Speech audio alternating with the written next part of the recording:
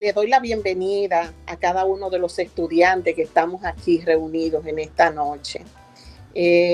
Como les dije en la clase pasada, ¿verdad que aprendimos mucho de Génesis? ¿Verdad que sí?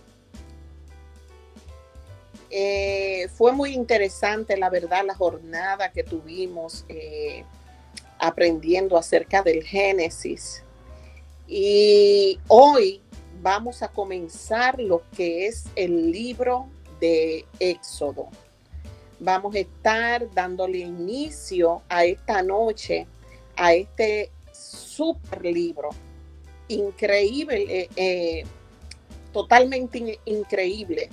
Es el libro de Éxodo. ¿Ustedes saben por qué? ¿Cuál es la principal razón por la cual este libro es sumamente maravilloso? ¿Alguien puede decirme por qué este libro es un libro extremadamente maravilloso? Alguien que me dé una sumamente interesante, porque Éxodo, hermano, aparte de que nos muestra, como dijo ya el hermano Vladimir, cómo Dios muestra su poder sacando a su pueblo de la esclavitud, es un libro que nos presenta a nuestro Señor Jesucristo como el Cordero Pascual. Esa es realmente la revelación de este libro de Éxodo.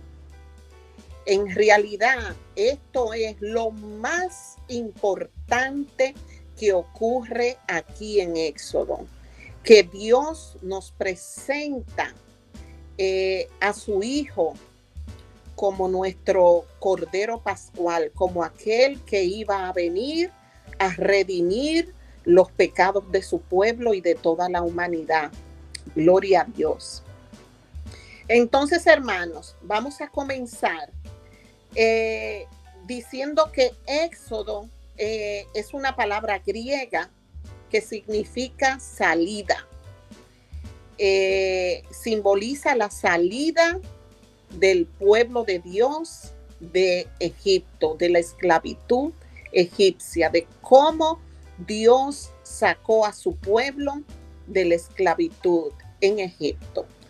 Entonces, hermanos, vemos que sin el libro de Génesis que nosotros acabamos de estudiar, el libro de Éxodo no tendría sentido, porque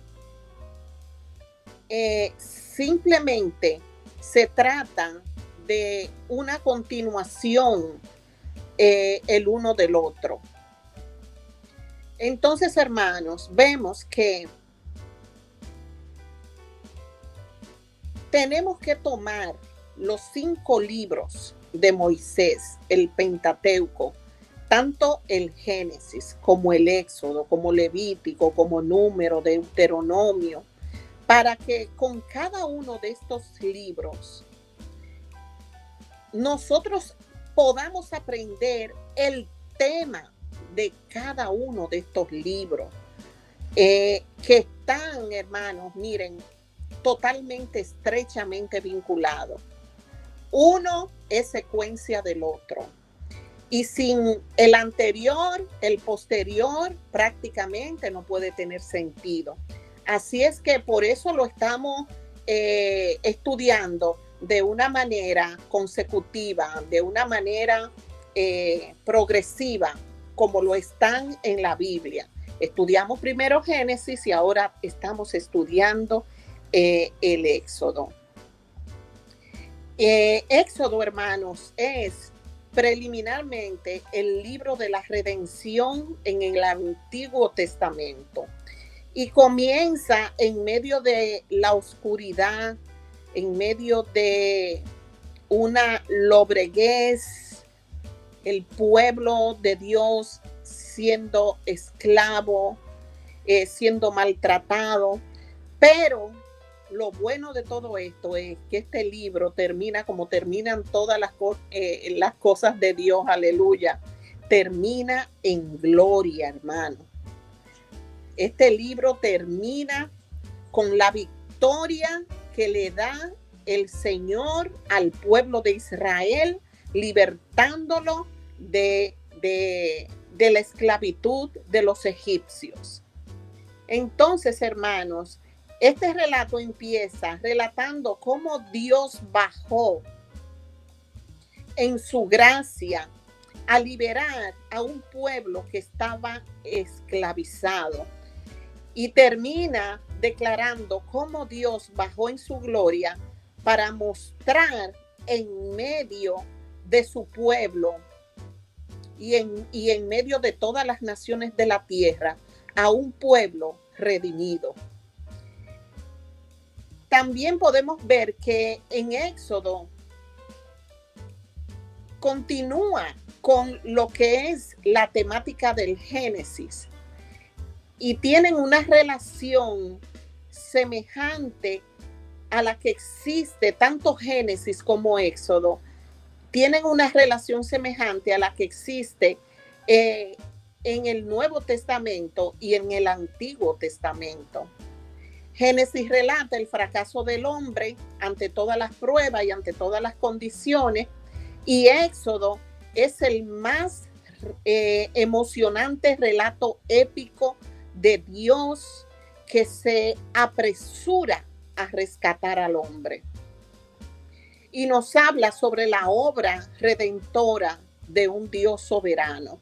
Ahí comienza, después de Génesis, vemos cómo Dios en Éxodo pone en acción su plan. En Génesis Él lo elabora, lo deja plasmado, pero en Éxodo Él comienza a accionar ese plan. Recuerden que por fe Moisés hizo todo lo que él hizo en el Éxodo. Aunque sabemos que Jehová fue el superhéroe, tenemos que reconocer que el héroe de este libro y de los 5 libros del Pentateuco fue Moisés. Moisés fue el gran héroe de Dios. Un escritor llamado Moody decía que Moisés pasó por los 340. Dice que pasó 40 años pensando que él era alguien cuando vivía en la casa de Faraón como un príncipe, hijo de la hija de Faraón. Dice que pasó 40 años luego aprendiendo que no era nadie. Y luego pasó 40 años descubriendo lo que Dios puede hacer con alguien que no es nadie. En cuanto a lo referente a la ley, la segunda mitad del libro, de los capítulos del 19 al 40, nos enseña, hermanos, que los redimidos deben de cumplir la voluntad de su Redentor. Todas estas leyes que están escritas desde el capítulo 19 al capítulo 40 nos enseñan que nosotros como pueblo de Dios tenemos que cumplir la voluntad de nuestro Padre que nos redimió y que debemos de consagrarnos a su servicio y que debemos de someternos al control de Dios, que muchas veces, como diría el hermano Vladimir, nosotros queremos darle cierta parte de nuestra vida a Dios y otra no se la queremos ceder. Y con Dios las cosas no funcionan así. O le damos todo o no le damos nada. Entonces, hermano, debemos, Dios le da la ley moral al pueblo de Israel. Y por consiguiente, hermano, ustedes saben que muchas de esas leyes morales, incluyendo los 10 mandamientos, recordemos que los 10 mandamientos son las leyes, se me olvidó el nombre, ¿alguien me lo puede dar en este momento? El decálogo de los 10 mandamientos son las leyes éticas, morales por las cuales se rige el mundo. Eso es. El código moral de la humanidad son los 10 mandamientos. Entonces, Jehová le da la ley moral al pueblo, seguida por una ley ceremonial que contenía preceptos para el que lo violaba, ellos supieran cómo podían tratar con estas personas que violaban la ley y no fueran injustos. Jehová le dio todo lo que fueron las leyes morales y todo lo que él quería que su pueblo hiciera, la manera en la que él quería que su pueblo lo honrara. Y en cuanto al tabernáculo, hermano, Dios ofreció el tabernáculo como una figura detallada del Redentor, como ya les dije, que había de venir. En sus muchos oficios vemos cada detalle, cómo el Señor diseña lo que es el tabernáculo y cómo Él hace de este tabernáculo su morada para su gloria visible en la tierra. Y esta maravillosa tipología, hermano, es muy rica en verdades cristianas. Vamos a estar viendo todo este tema del tabernáculo un poquito más profundo más adelante. Recuérdense que en la clase que estuvimos dando de Génesis, estuvimos hablando acerca del tiempo de la esclavitud, que muchas personas pensaban que eran 430, 440 años, pero no fue así. Pudimos ver que en esclavitud fue el último faraón que lo esclavizó a ellos. Y vimos la circunstancia por las cuales ese faraón, ese rey o faraón, esclavizó al pueblo de Israel. Vio que era un pueblo muy próspero, vio que eran numerosos en gran manera, vio que tenían la mejor tierra. Ese fue otro factor.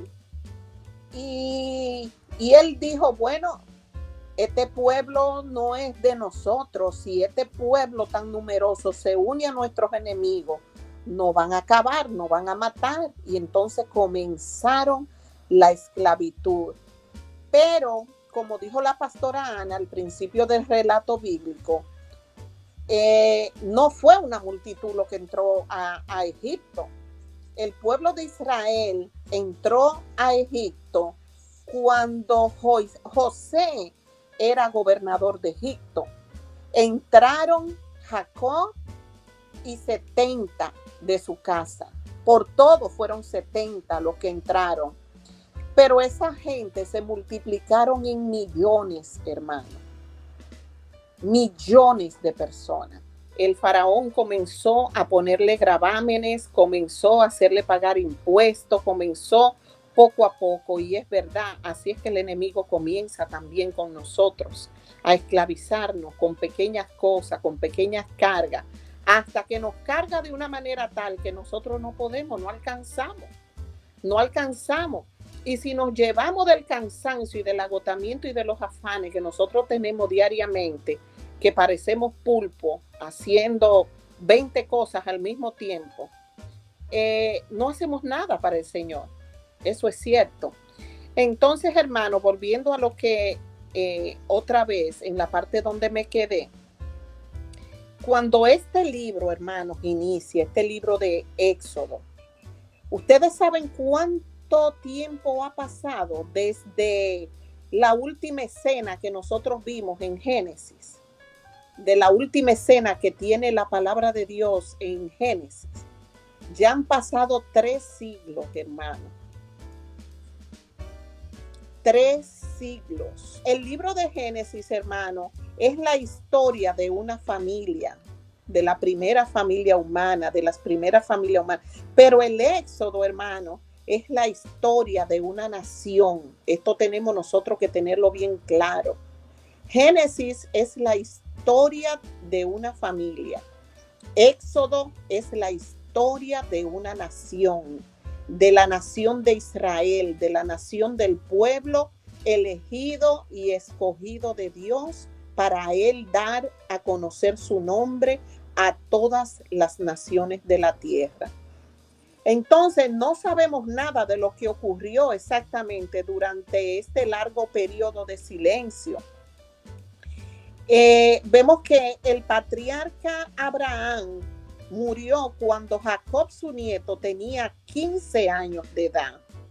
José, el hijo favorito de Jacob, había sido vendido, como ya dijo el hermano Vladimir, había sido vendido como esclavo y llevado a Egipto, y allí él adquirió un gran poder e influencia, llegando a ser, como también lo expresó el hermano Vladimir, el segundo en jefe en esa nación, que después de Faraón, él era el que mandaba. Él llegó a ser el gobernador de esa nación. Entonces, también vemos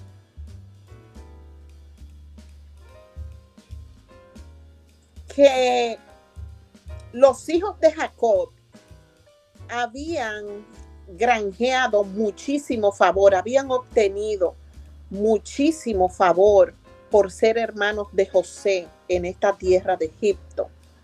Y como leímos, que leyó la pastora Ana, solo 70 personas fueron las que llegaron a Egipto. Pero antes de partir de Egipto, hermano, ¿ustedes saben cuántas personas salieron de Egipto? ¿Cuántas almas dicen que salieron de Egipto? 3 millones de personas, 3 millones de almas. Entraron 70 y salieron 3 millones de personas, hermano. Entonces, cuando murió José y subió al trono, como ya leyó la pastora Ana, una nueva dinastía en Egipto, la riqueza de los hijos de Israel y su número constituyeron, hermanos, mucho motivo de sospecha para los egipcios. Entonces los faraones, queriendo romper con ellos, los redujeron a la más baja y horrible, hermanos, esclavitud. Y esto les resultó muy duro al pueblo de Israel, porque hasta ese momento ellos habían vivido como hombres libres, disfrutando de los mayores privilegios. Ellos vivían recordando las promesas que Dios le había hecho a Abraham y a su descendiente, y esto mismo hacía que les resultase doblemente difícil entender esa situación de esclavitud en la que ellos se encontraban. Esto fue exactamente lo que Jehová hizo con el pueblo de Israel cuando estuvieron en Egipto. Hizo de ellos una nación grande, una nación poderosa, una nación llena de riqueza, porque él se lo prometió a su siervo Abraham, que él iba a ser. Y luego, más adelante, ya en lo que es el versículo 3, esa bendición se extiende a todos nosotros, que seríamos benditos en él. Ay, santo, aleluya. Que nosotros íbamos a coger también de esa bendición que Dios le había dado al pueblo de Israel. Entonces, hermanos, la historia que se cuenta en los libros de Éxodo, Levítico, Número, Deuteronomio, en todo lo que es el Pentateuco, demuestra que Dios no se había olvidado de la promesa que le hizo a Abraham. E indudablemente, hermano, los registros familiares de Abraham, Isaac y Jacob habían sido llevados a Egipto y allí se convirtieron parte de lo que era la cultura nacional del pueblo de Israel, de lo que era de lo que eran las cosas que ellos veneraban, aprendían. Entonces, hermano, durante los largos años de la esclavitud, ellos se aferraron a la promesa que algún día Canaán habría de ser su hogar.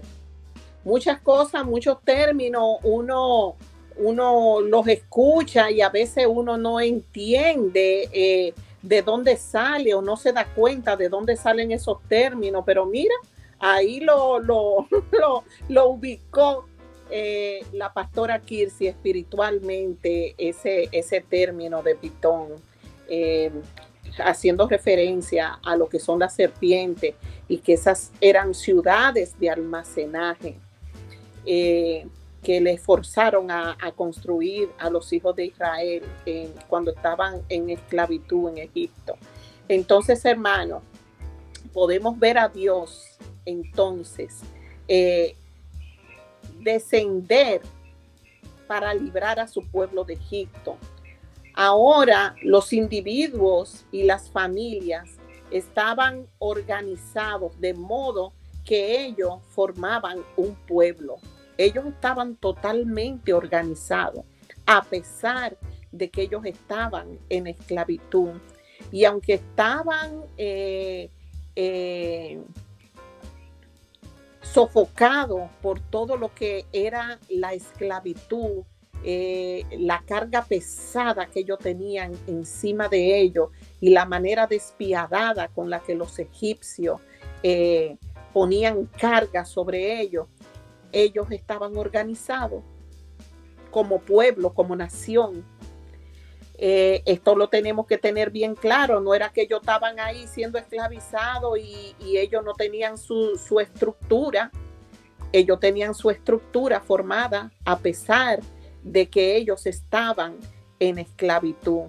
Espiritualmente, hermano Vladimir y hermana Kirsi, yo sé que ustedes le sacan mucho a ese chin ahí, pero vamos a seguir porque ya nos quedan unos cuantos minutos y quiero, antes de que terminemos, tratar un tema rapidito.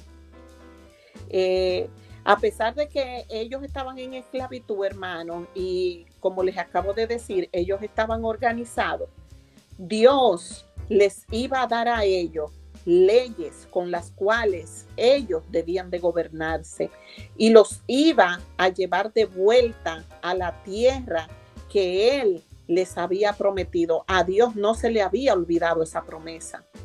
Entonces comienza lo que es el éxodo. Este éxodo que se armó, esta salida que se armó, fue muy bien organizada, como ya dijimos. Y Moisés había apelado al faraón, como leyó nuestra hermana Joana varias veces, repetidas veces. Si ustedes buscan el 7:16, Éxodo 7:16, van a ver lo mismo que la hermana Joana acaba de decir. Moisés había apelado al faraón repetidas veces para que dejara ir a los hijos de Israel, pero el faraón se negaba. Entonces las plagas y las negociaciones que Moisés tuvo que encarar con faraón deben de haber llevado, hermano, un proceso de más o menos, dicen los historiadores, de 1 año. Ese proceso de Moisés ir donde faraón y deja ir a mi pueblo, y el faraón decía que no, entonces mandaba una plaga, y después que pasaba esa plaga no pasaban de una vez, de un día para otro, hermano. Eso no es como en la película que nosotros vemos. Esas plagas no duraban de un día, le duraban meses, hermano.